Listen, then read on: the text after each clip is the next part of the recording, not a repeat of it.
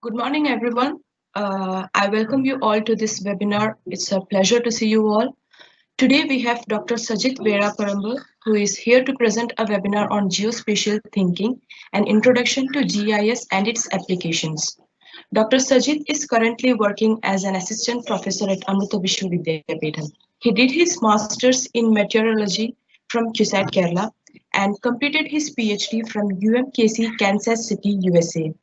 He also did postdoctoral research studies at CSIR South Africa and NTNU Norway. His research interest is to study the implications of climate change on disaster management using GIS and remote sensing applications, land-atmosphere interactions, and regional climate modeling.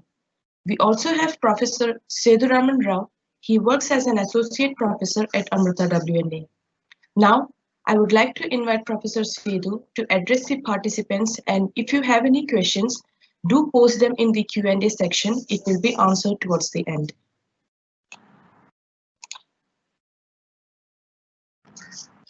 Thank you, Divya. I hope you people can hear me. So I'm going to take very little time to just give you an introduction to our research center at Amrita University in the Amritapuri campus near Kollam in Kerala. We are known as the Center for Wireless Networks and Applications, and we have been around for nearly 10 years now. We have 3 master's programs. One of them may be of great interest to you people. It's called the MTech in Geoinformatics and Earth Observation. MTech in Geoinformatics and Earth Observation. So as the title suggests, it's all about the issues confronting the world today in terms of what happens because of the climate change, what happens because of global warming, because of the resource scarcities that we are facing, the pollution of water, air, etc. So all these topics will be dealt with in great detail with practical application. So your projects will be having direct impact on the society as a whole. In that context, I would also like to mention that we have a Center for Sustainable Development, which is headed by Dr. Manisha, who also happens to be the director of the Center for Wireless Networks and Applications.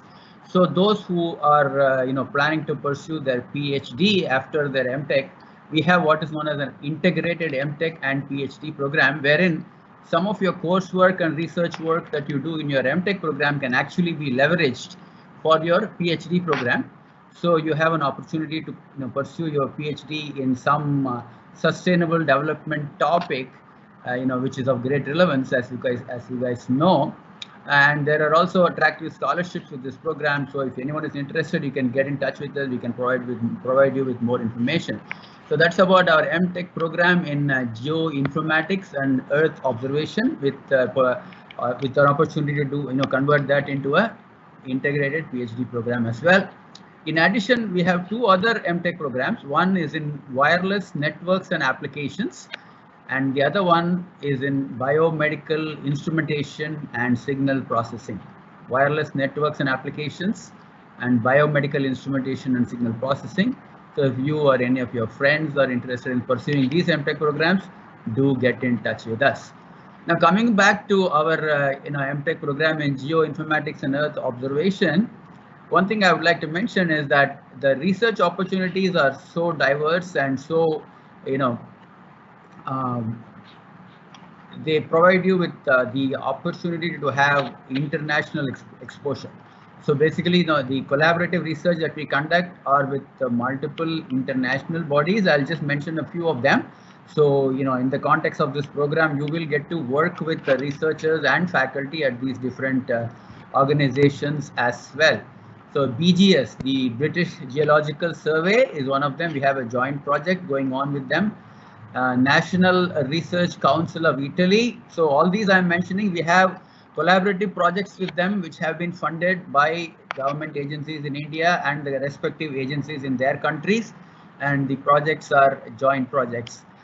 King's College London, then the Newcastle University in the UK Meteorological Office, Politecnico di Milano in Italy, UPC in Spain, that is the Politecnica Catalina in Spain, and the TU Delft in Netherlands, the Technical University of Delft in Netherlands, and also the University of Tel Aviv in Israel. So these are some of the organizations we work with.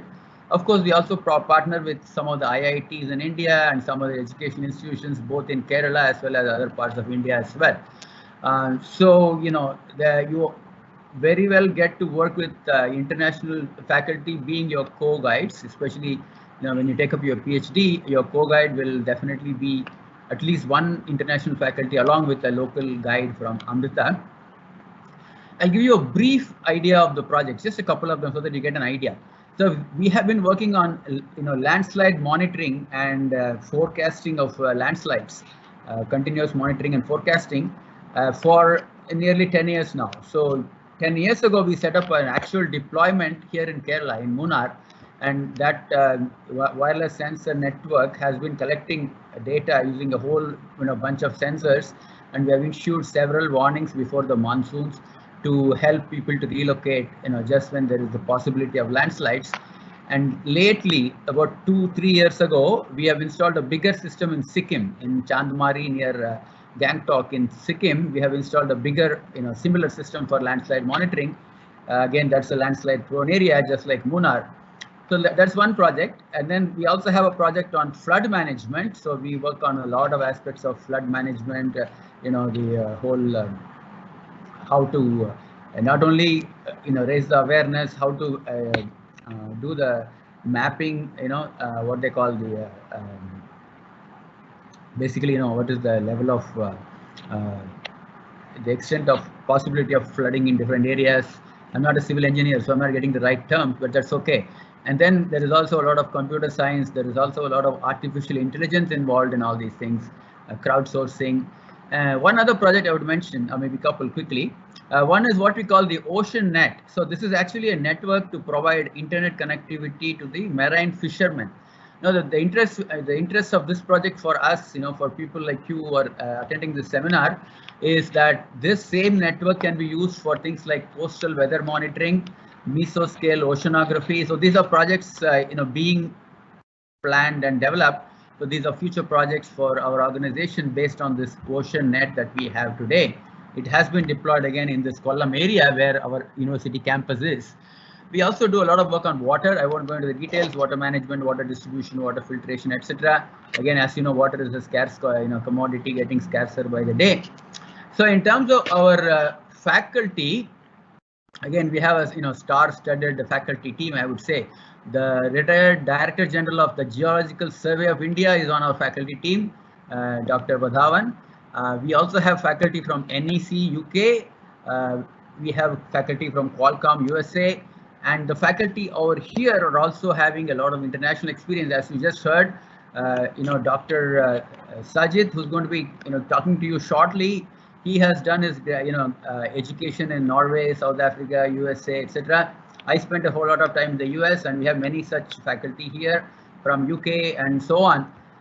So, you know, essentially, it is a good center for both research as well as pursuing your academics.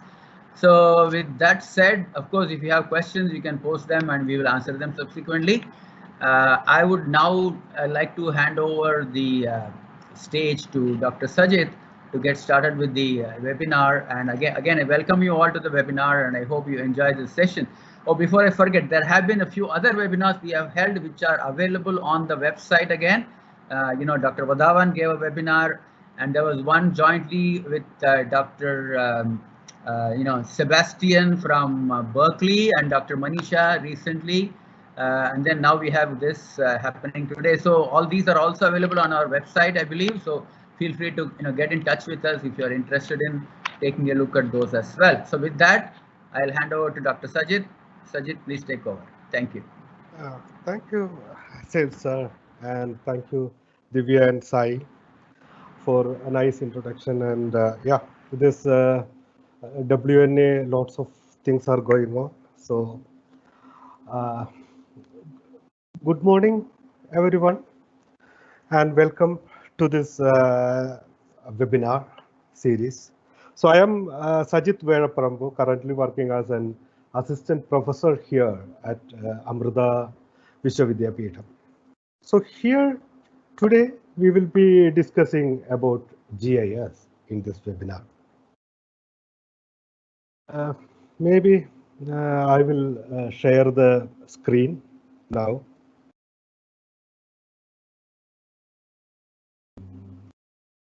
Hope you can see the screen.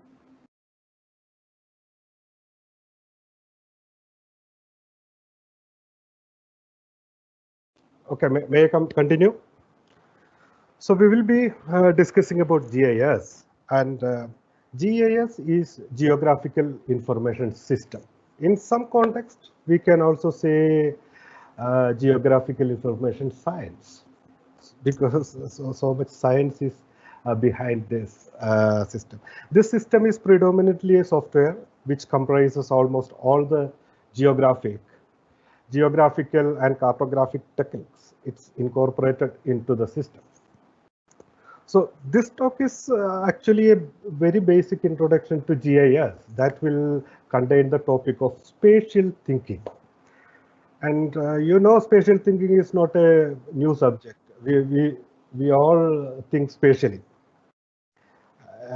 Even in child development, we use the spatial thinking techniques. However, when we talk about geography or GIS, it can be termed as geospatial thinking. Even that hyphen is not needed. It's a one word, geospatial thinking. So, and this also we all do regularly. We do means if you go, you have to go north. You turn here, like that. We do geospatial thinking always. But how to do that in a professional manner so that it will increase our capability to write and read a map. In other words, draw and interpret a map properly using universally accepted techniques. That's why we need this understanding. That's it. So what is geospatial thinking? It's geospatial thinking is the essence of designing GIS functionality. So we have this GIS functionality. So what goes behind it, and or how we design this GIS functionality? That is, for that we should be a geospatial thinker. The geospatial thinking, and it's related to Earth because it's geo. We all know that. And geospatial thinking process is simply can be looked as a structure to make sure that key concepts are not overlooked. So, and it's not new for a skilled geographic analyst or geospatial thinker, but it is purely a reminder of the actions that can help to design means the geospatial problems. Yeah.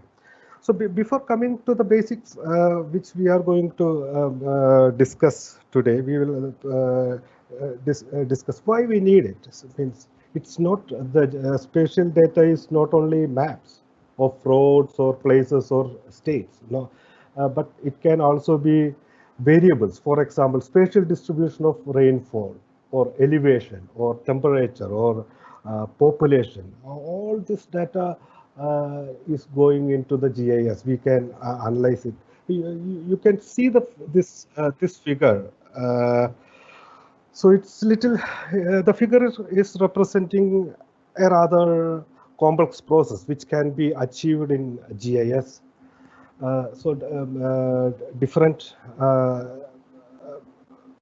Different layers are there, and different orientation, different resolution.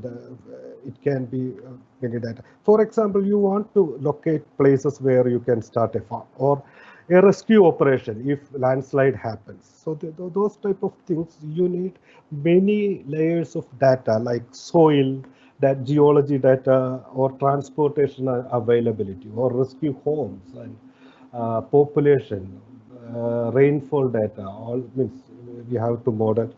So all these data layers, we have to harmonize and combine um, uh, these layers and making sure the data layers are similarly oriented spatially and temporally. For that, you need to be a geospatial thinker. Um, uh, that's a little bit complex scenario. But when we come into the basics, first we will look into a concept of called mental mapping.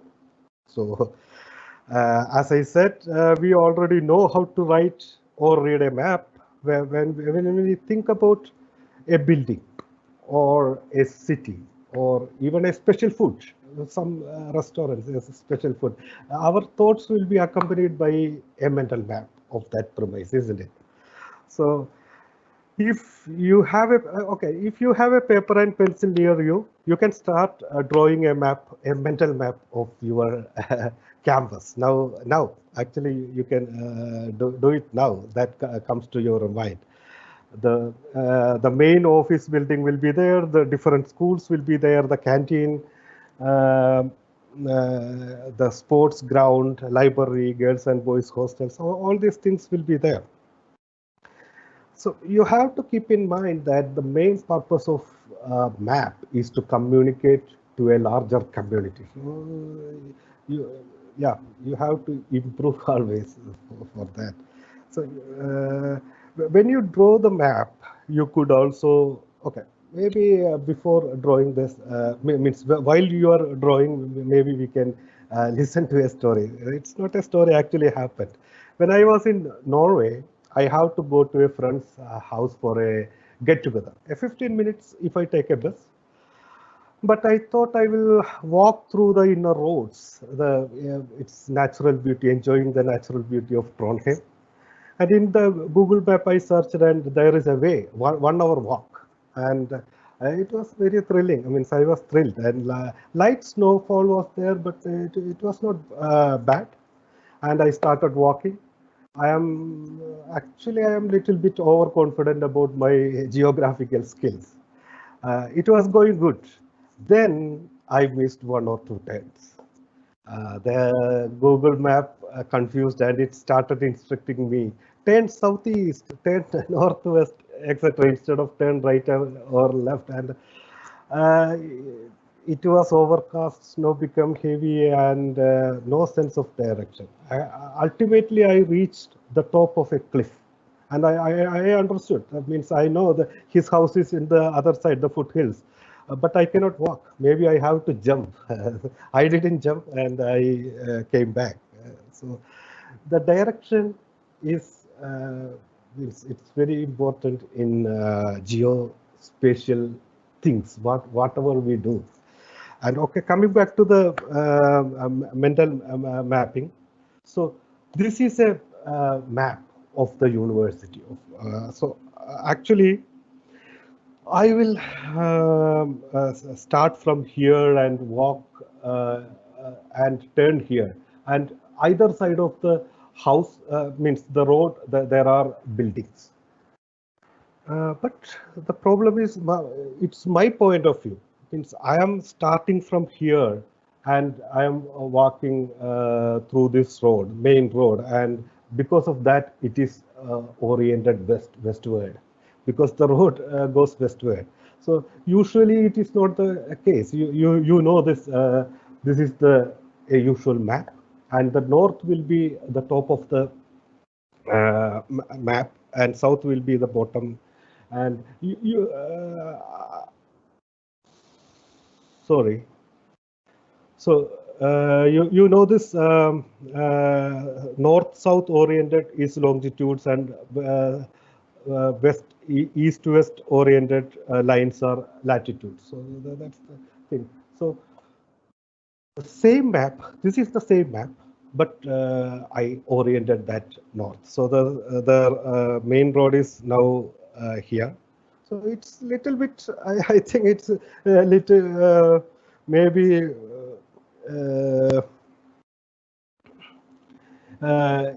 It's more professional, and hope you appreciate this effort.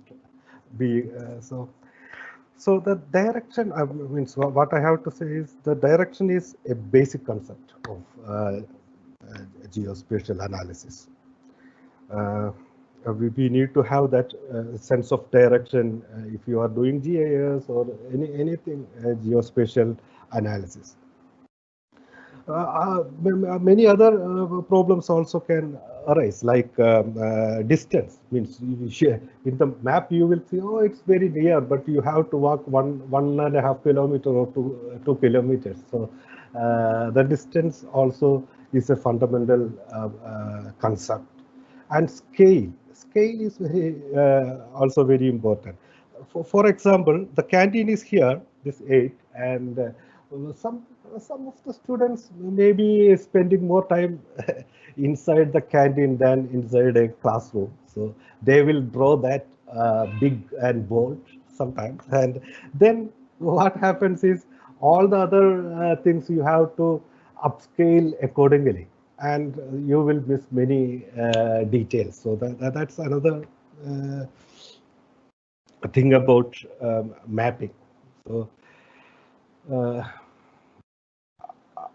this is a this is drawn by my son. So here you can see that there are two temples. So this is also a technique. Means I already told you, to convey to a larger audience how we effectively communicate. That's the main purpose. So his technique is also not bad. I mean, it's very good. So that's about mental mapping. So basically, in geospatial GIS and geography, there are some fundamental concepts. So um,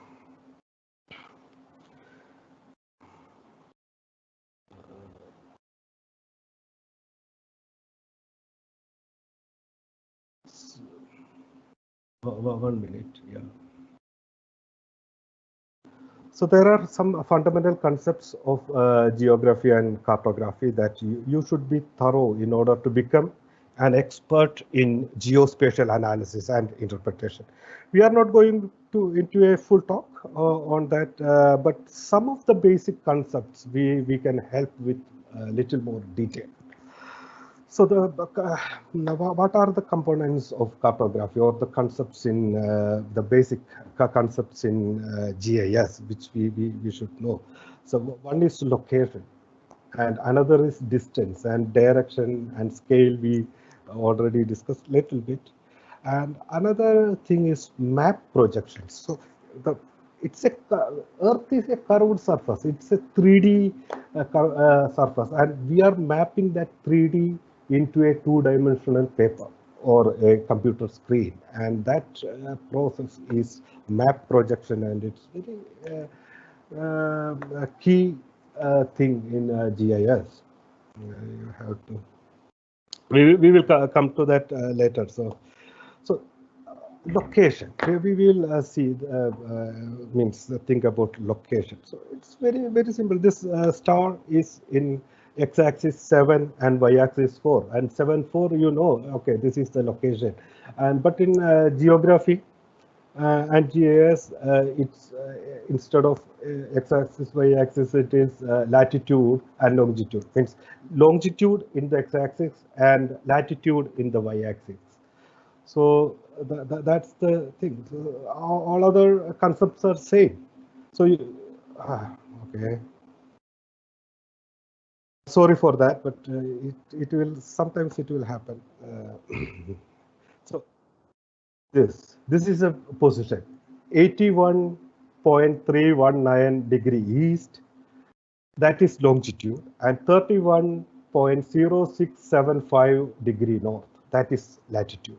So this represents a position, a location, and you know, so all the locations we can means represent by this longitude and latitude, like an XY graph. So what will be this position? Anyone knows? It's actually Mount Kailash. So the longitude and latitude of Mount Kailash. this latitude and longitude is an absolute location, so you know where it is. But it's not only about absolute locations. The nominal locations also there. Means we can incorporate into GIS different types of represent location. So nominal location is one thing, like just names, Golden Temple or New York City. They are locations. Or location can also refer to geographic features like Rocky Mountains or large areas, Siberia or Sahara, like that, or rainforest of Amazon forest. So even for that, US a board is there. US Board of Geographic Names is there, and geographic names information systems is there, where they put all these geographic names. And about absolute location, uh, you-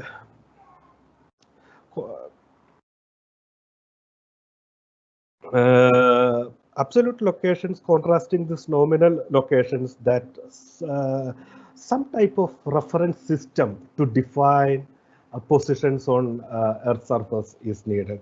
The first one we already discussed, latitude and longitude and postal address and street address. The problem is no global standard for street addresses. So, but still, with the advent of satellite-based global positioning system, that is GPS, all of you knows about GPS.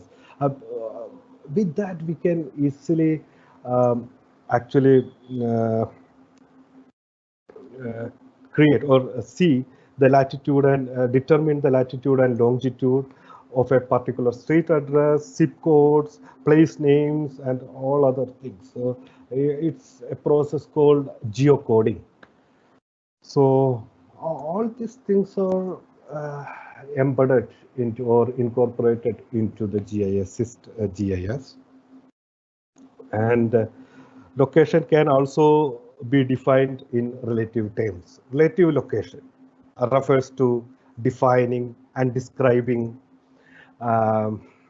places in relation to other known locations. Like for example, Kerala is southwest state of India, west of Tamil Nadu, or south of Karnataka. So all these things are relative. Unlike nominal or absolute locations that define single points, relative locations provide a bit more information and situate one place in relation to another. So this will lead to the next concept of direction. So we will see what is direction. Direction refers to the position of something or some place relative to something else, usually along a line. So we need a system like which is north, which is south, and east, west. That a benchmark, a reference system should be there. What is the reference benchmark? It's usually the North Pole, the compass. You used a compass. Or some of you used a compass. So the actually this compass is pointing towards the magnetic north of where the magnetic field, the Earth's magnetic fields converge in the north magnetic pole and start from the south magnetic pole.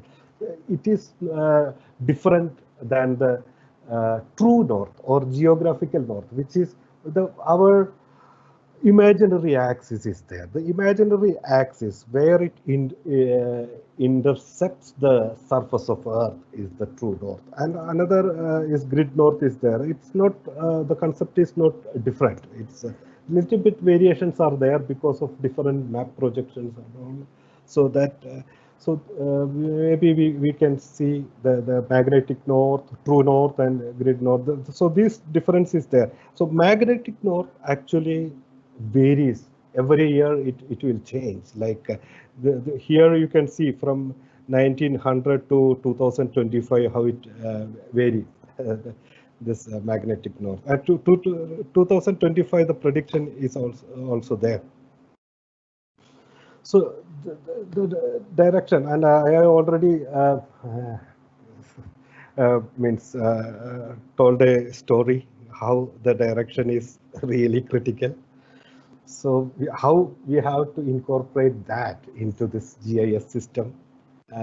It's already in, but we need to have a idea about this thing.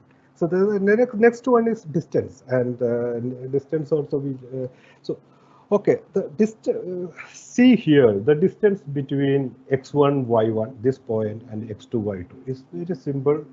X2 minus x1 square plus y2 minus y1 square, the square root of it will be the Euclidean distance, or the straight line distance, or as the crow flies, or as the bird flies, we call it like that. But in real life, I don't think we cannot we cannot go always in a straight line. Means we are not birds, so there should be means there in real life there are twists and turns, so we have to turn sometimes. So there are another an alternate metric. uh, Many metrics are there. um, an alternative well-known distance metric is Manhattan, or taxi cab distance. As the name suggests, it's most appropriate for grid-like road networks. Means typically for many North American cities, Manhattan is a very big example.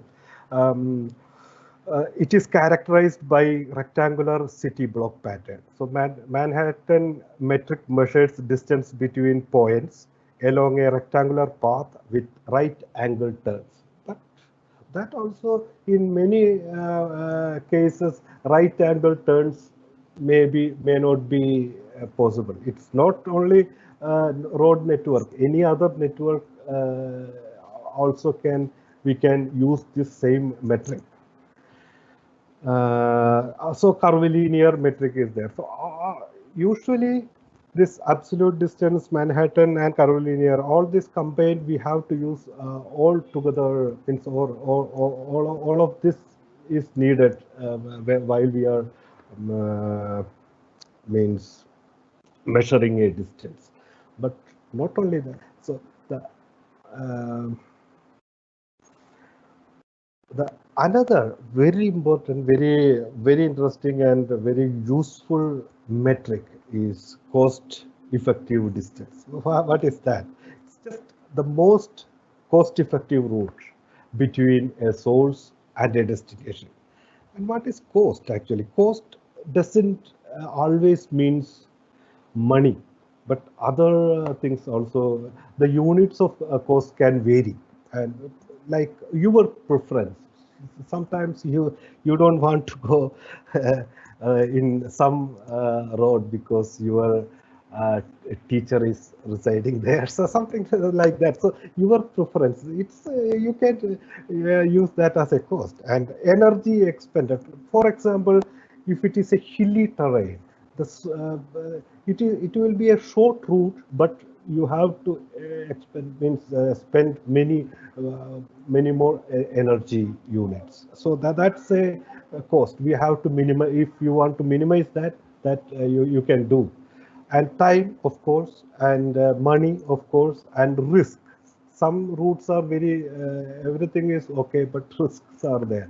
One of that risk, I will say, okay, you are going through a habitat of an endangered species, and you have to avoid that. Then that's a risk, so you have to avoid that. Prior to conducting a least cost path analysis, there are some requirements that all users must have to understand. There are a source raster, cost raster, and cost distance measures, and then algorithm to derive the least cost path. What is a raster? Source raster. Raster is a very important data format in GIS. and geography. It's a gridded data format. Usually the satellite data is a raster data. It's like you can see the gridded data. So in each of this grid or a pixel, you will have photograph is a raster data.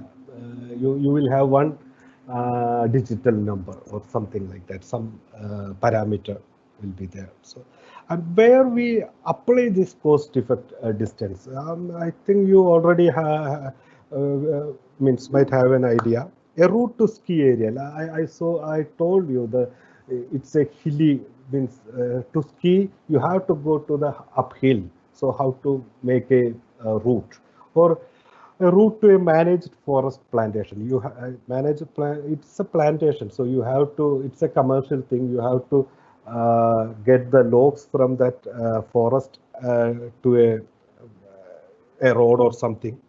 So there can be marshy lands or the slope is a big problem, and the habitat which we discussed will be a big problem. So how so different which cost many criteria will be there, and which criteria you can give more weightage to that thing. So this is a least from here to here. It's a least cost path. So there are two least cost paths are there, and because we give different weightage.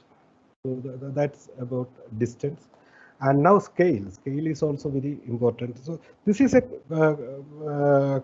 map of Kochi. You can see Bolgatti Palace and Kalamassery, Alua, and Kumpalangi, Wellington Island, Ernakulam, everything. But when we have to this is a national map, and the Cochin port will be just a point. So that's the difference in scale.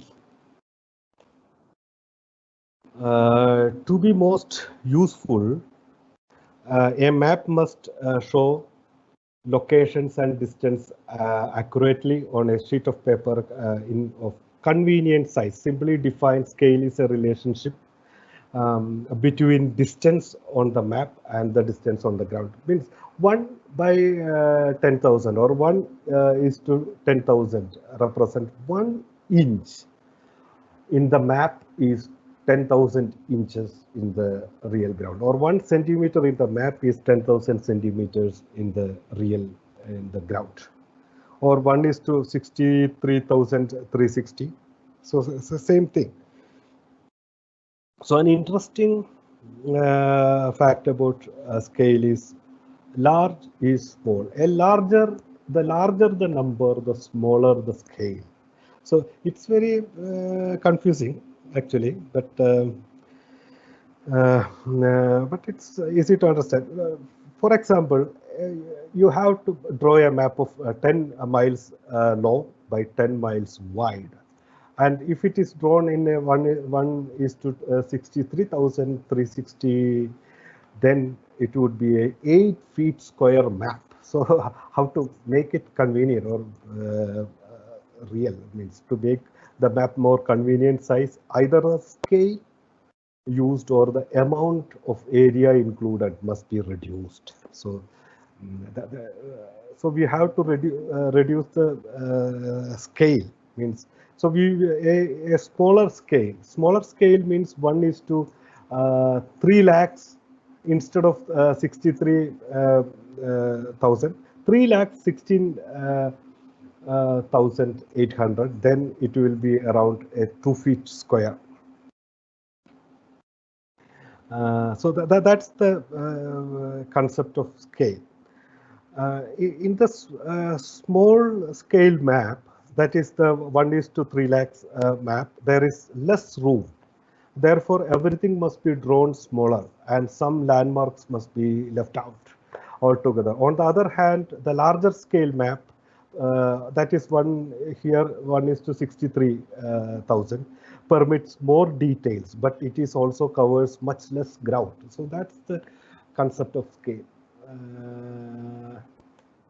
Now we can go into this map projections. A map projections is a systematic rendering of locations from the curved Earth surface onto a flat map. So it's a sphere or a oblique spheroid, this Earth. So we have the from the 3D image, 3D curved face, we are projecting that into a two-dimensional paper or a computer. So distortions are unavoidable. What type of distortions? Means like the distance can be changed. Here the distance is okay, but here the actual distance is distorted, like that. Or the area is distorted, or the shape is distorted.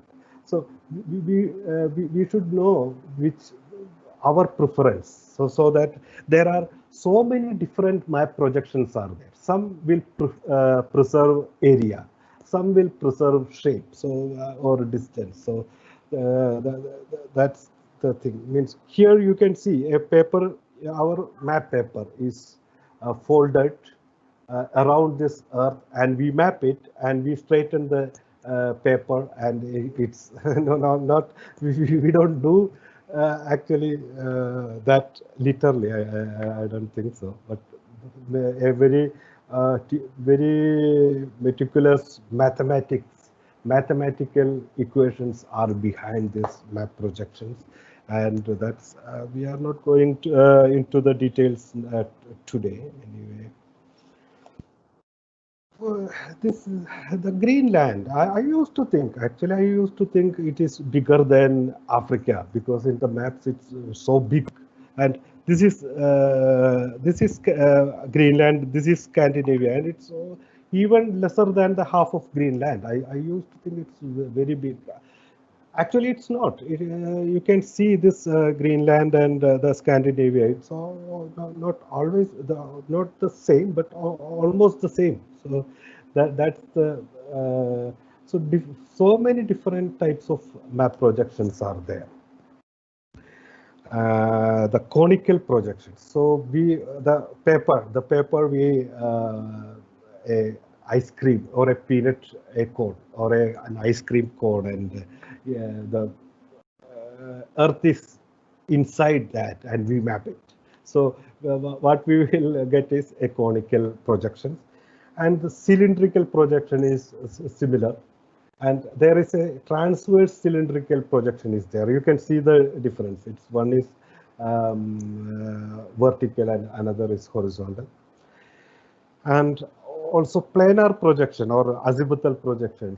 So these are the main categories, and many different conic means map projections are there.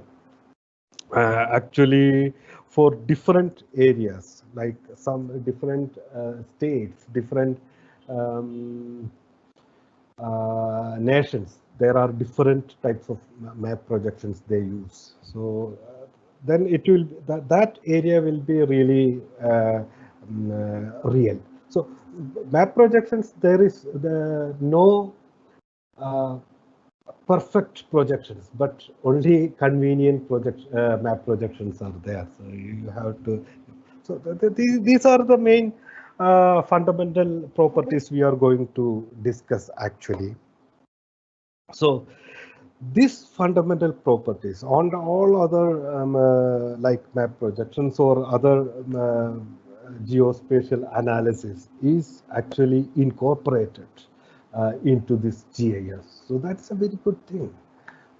Means everyone can use it. It's a very good thing. And in another sense, it is little bit of a drawback is there, and a drawback in the sense that if you want to be a geospatial expert, expert in geospatial analysis or geospatial thinker, you should know the science behind this immense science. It means very huge science is is behind that.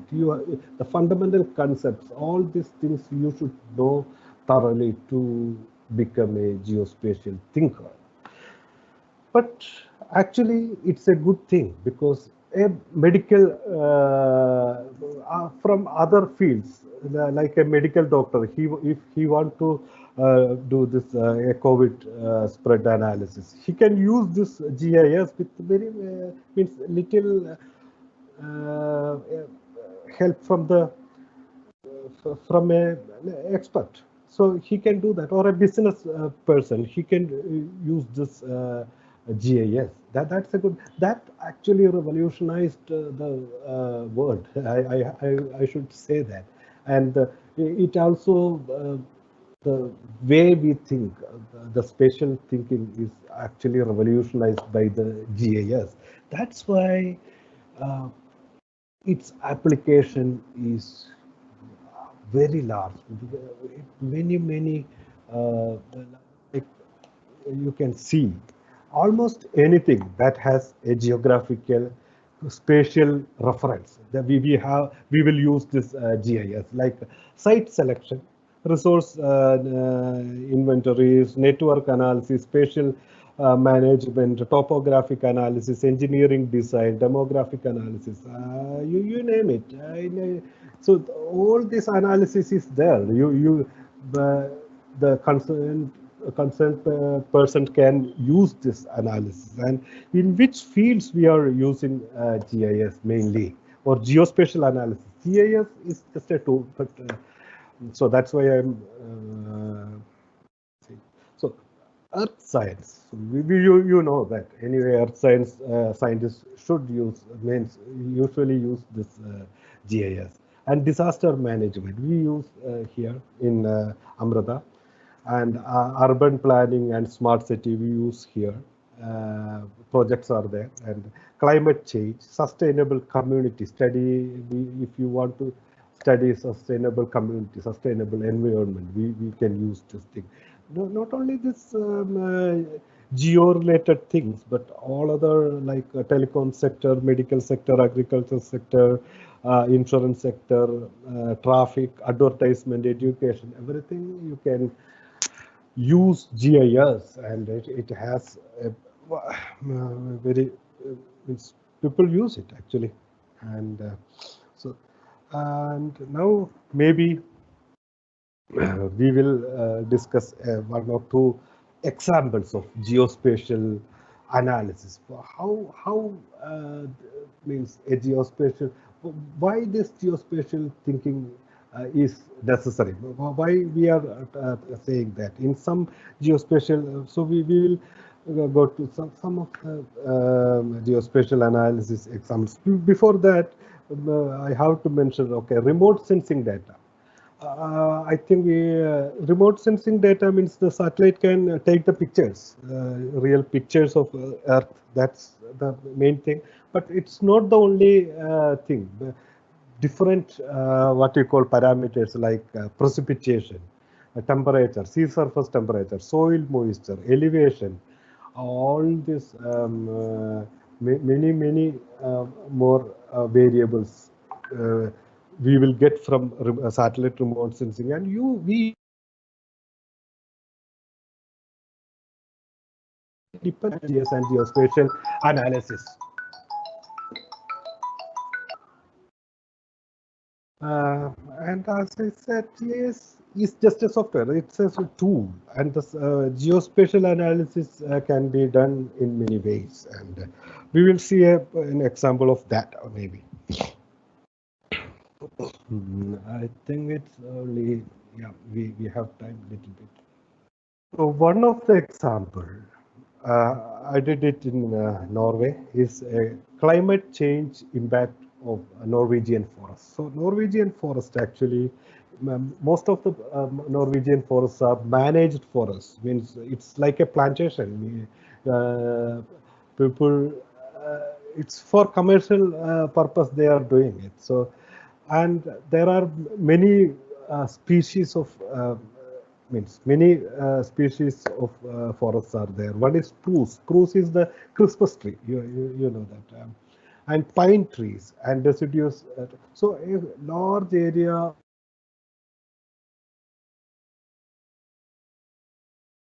just um, just pine. The other one is deciduous. So each different species, how actually that's impacting. What are the impact of this different species to the climate change? So it's a big project, biophysical and biochemical impacts on climate change in managed forests. So the biochemical, means the carbon dioxide and forest. I didn't do that. I did biophysical impacts. And what is biophysical means the sun's energy, sunlight is coming to Earth, and a portion of that sunlight is reflected back.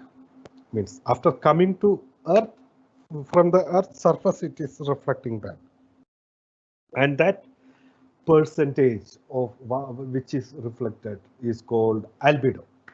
So if albedo is higher, that means more is reflected back.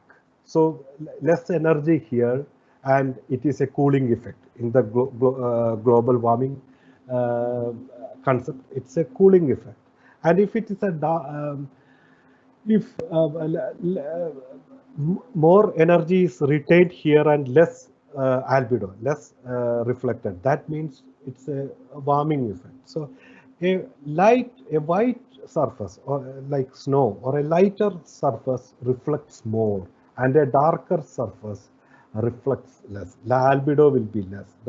Like forest, for example, is dark things. That's why this arguments are coming, because for carbon dioxide, it's a very cooling thing. As carbon dioxide sink, but in albedo terms, it's a warming agent for us. So that's why this type of. So in this project, I did the data processing, the geospatial data processing, and spatial and temporal variations of albedo. That's what we did, and these are the data sets which I used. The satellite derived the albedo. It's a remote sensing data, albedo, and meteorological data sets like temperature, rainfall, snow water equivalent. Snow water equivalent is actually the amount of snow. It's a measure of snow, how much snow is there. And land use, land cover. Land use, land cover, actually forest inventory. In that file, there was forest inventory was also there. Means we will see. So satellite derived albedo, it's albedo is the fraction of solar energy reflected from the Earth. So MODIS, moderate resolution imaging spectroradiometer. That's the instrument on board Terra and Aqua satellites. So it has many products are there, and albedo is one of that. And its spatial resolution means the smallest pixel is 500 meter, 500 meter. Resolution. Temporal resolution is temporal resolution is a product, and its projection, map projection is different. It's a sinusoidal projection, so that's it. Other data sets were climate data sets interpolated from Met station data, 1 kilometer and daily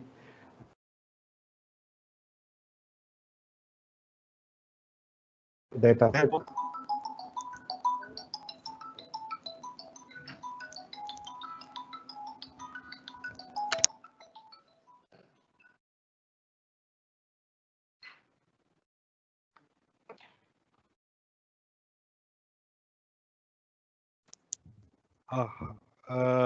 And land use, land cover data sets of 16 meters. Sorry for that. And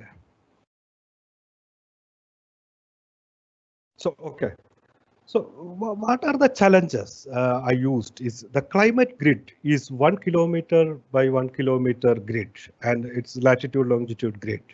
And then the MODIS grid is like that. You know, the satellite is going around this pole to pole, but the Earth is rotating also. So it's just a little bit slanted. The pictures, the images we get is little bit slanted images. So the orientation is different, and it's 500 meter by 500 meter. And the land use land cover grid, that is the forest inventory. How much forest inventory means the volume of a tree, the average volume of a tree, the height of a tree, and the leaf area index, how much leaf is there, age of a tree, that's also very important. So that type of information is there, and it's very, so you can see the difference in grids, grid or pixel. This is a the pixel, the least, the smallest grid is called pixel. So the our challenge is to harmonize all this data, this 13 years of data. We have to harmonize, and we have to means we need a reference pixel, and I used MODIS as the reference because it's in the middle, the reference grid, and the climate grid is averaged to that grid. Means you can see here this thing. So half of it is this climate grid, and the half that white part is the next climate grid. So the value will be different. So we have to take average, or if the we have to calculate the area, how much area is there in this MODIS grid, and give the weightage to that, and this also the forest inventory also we have to do. For example, this one grade we should it should be a full forest, and it should be one of full, that forest is only spruce forest. Then only we can take this particular grid as a spruce grid. So it is not always possible. So only we will only take that type that grid. The others we will discard. And so at least 98 to 99% forest should be there. No other land use land cover, and 95 to 97, so something like that. It should be spruce or pine. Then it is a pine grid, and or deciduous forest, or it a cropland. That also I used the cropland. So that's how. So how to do that? So that's I did mainly with Python, and some MATLAB also was there. So harmonizing 13 years of data, including surface albedo, all these things, and spatial and temporal variations of albedo. Statistical modeling, that also we did in another paper. So these are the challenges. Spatial resolution is resolution difference, orientation difference, and temporal resolution is also different. The climate data is daily. The other mode is 8 day. So that also I have to take care. So for this, we need to have the geospatial, means we have to think geospatially or geospatially to achieve this, and we achieved this by using some many Python programming. We achieved that, and you can see this is actually ArcGIS, the GIS software.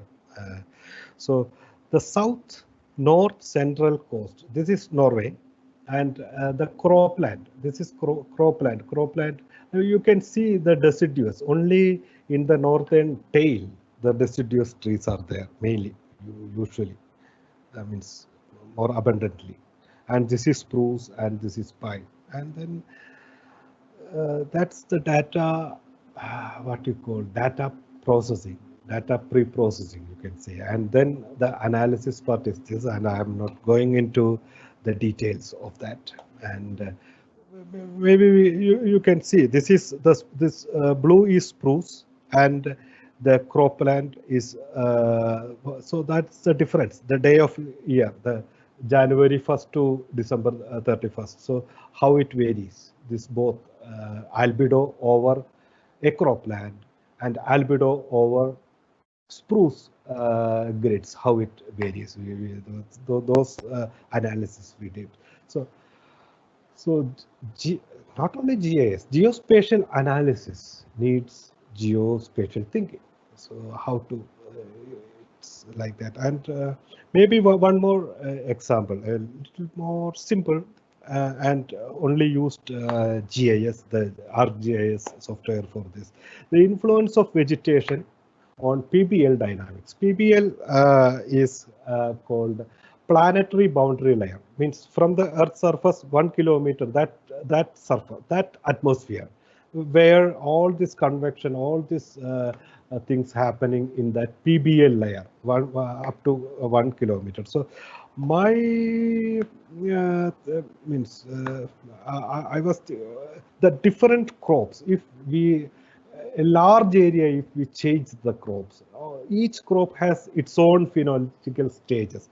So there will be different NDVI values. NDVI values is normalized difference vegetation index. It's a satellite derived thing, and it will show how green it is. So in different phenological stages, this NDVI values will differ.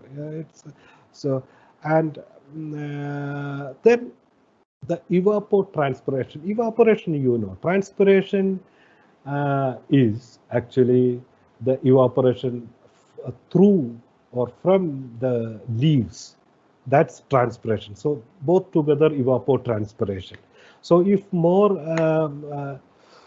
trees are there, more transpiration will be there. So that means in a different areas, if we are planting different, means I am talking about large areas, different crops, this difference will be very pronounced, and it can create a heterogeneous PBL energy fluxes, this convective activities, and it can lead to a unstable thing. So for the acreage of crops, means how much acreage each state or each district is has this means acreage of crops. I took it from the USDA's, the Department of Agriculture. So this is work I did in means US, not published anywhere actually. So NDVI values I took from NASA NDVI, 8 kilometer NDVI. So here I used a dry year and a wet year. A very simple analysis. Nothing fancy about that. So these are the area. This is called the Midwest US, and you can see this is the state of Illinois, and this is the state of Indiana, and the corn. So these are, some of them are not, the crops are not for consumption, for energy, bioenergy also they are planting that. So as a state policy, some years they change the crops completely, like Illinois, a whole state, most of the farmers are changing the crops. So that's the thing. So how that affects. So you can see maybe the Illinois, this is Lake Michigan, and this is the boundary between in Illinois and Indiana, and this is soybean. cone, you can really see the difference. This is dry year, the wet year minus dry year. So how much acreage in 2000 minus acreage of corn in what you call 1999. So that difference you can see. It's the Indiana and Illinois, that huge difference is there. And the NDVI, the June, these three are the NDVI. And June there is no difference. July there is no means difference is there, but between Illinois and Indiana there is no difference. But while you are coming to August, you can see a very clear difference. So this analysis, actually the difference between acreage planted corn and soybean in dry year and wet year, and that indicates that an apparent phenological change has occurred. So that's one very simple, very straightforward thing. It is a small part of a bigger, means my dissertation. So I think with that I will stop here. I took 2 minutes more, so that's okay. Maybe more than that. Yeah. Okay. If any questions are there, we can. Yeah. Thank you. And stop.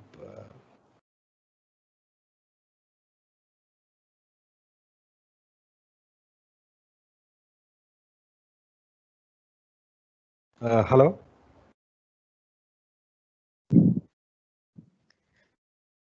Thank you, Sajid sir, for your wonderful presentation. We have few questions in the Q&A section. The first one is, Yeah. the first question is, how do you know the results from analysis is accurate so that you apply in the real world?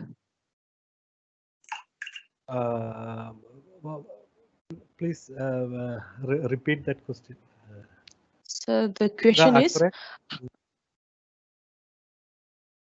yeah, how do you know the results from analysis is accurate so that you apply in the real world?